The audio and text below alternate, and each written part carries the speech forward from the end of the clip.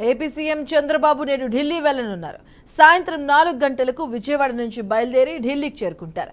ఇక ఈ పర్యటనలో చంద్రబాబు పలువురు కేంద్ర మంత్రులను కలవనున్నారు. ఏపీకి రావాల్సిన నిధులు, ప్రాజెక్టులపై కేంద్ర మంత్రులతో చర్చించనున్నారు. చంద్రబాబు ఢిల్లీ పర్యటనలో భాగంగా ప్రధాని మోదీని కలిసే అవకాశం ఉన్నట్లుగా తెలుస్తోంది. అనంతరం రేపు రాత్రి ఆయన ఢిల్లీ నుంచి నేరుగా హైదరాబాద్ రానున్నట్లు సమాచారం.